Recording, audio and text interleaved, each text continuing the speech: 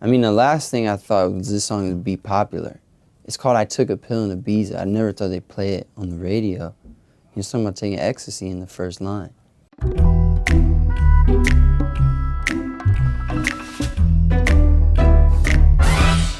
I was in the studio with a friend of mine named Jake Owen, who's a wonderful country artist. And I played an old tune of mine. Don't even remember which one. And he said, "What inspired that song you just sang?" I said, "It's about a girl I had a thing with in New York City. And I mixed her story up with a separate girl from my past. And some of it I just made up." And he looked at me and he said, "Why don't you just tell the truth?" I didn't really have an answer for that question at the time. But after leaving that studio, I boarded an airplane. And on the airplane, I wrote the song we're doing this interview about. I took a pill in Ibiza to show Avicii I was cool. And when I finally got sober, felt 10 years older. Oh, fuck it, it was something to do. I was ice cold at the time. My career as an artist was largely considered to be over. Avicii invited me, or Tim as we call him, so name drop, invited me to write for one of his albums in Sweden, Stockholm. So I went over there, and like I said, I was ice cold, a lot of free time, so I'm not gonna go over there just for 3 days in the studio. I'm gonna hang out, explore Stockholm. And then he had a gig in Ibiza, so we wrote in the studio, and I sort of invited myself to the gig. I said, "Yo, can I come to Ibiza?" He said, "Yeah."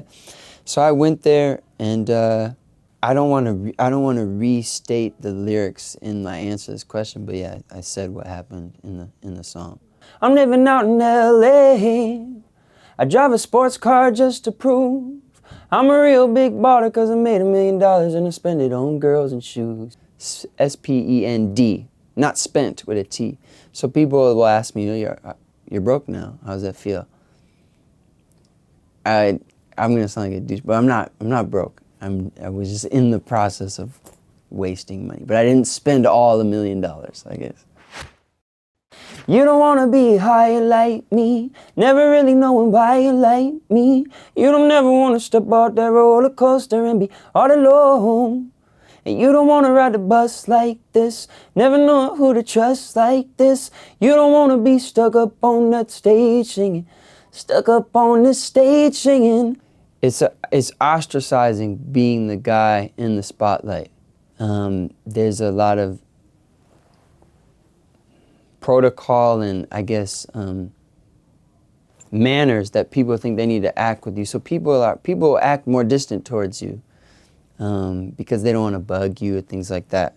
Oh, I know are sad songs, darling, know that I know sad songs. The first sad song that pops in my head is a song called Old Love by Eric Clapton.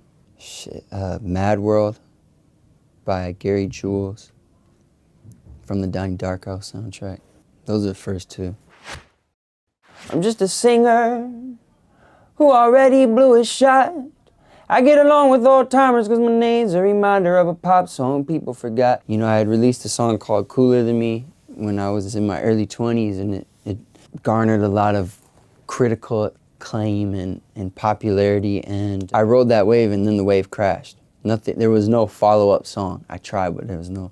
And so it was about the disillusionment that goes with achieving all your goals and then realizing that they don't make you feel as good as you thought they would. So if you're not supposed to get money and fame and notoriety, like we're all running around trying to get, what are you supposed to do with your 80 to 100 years on Earth? That's the question.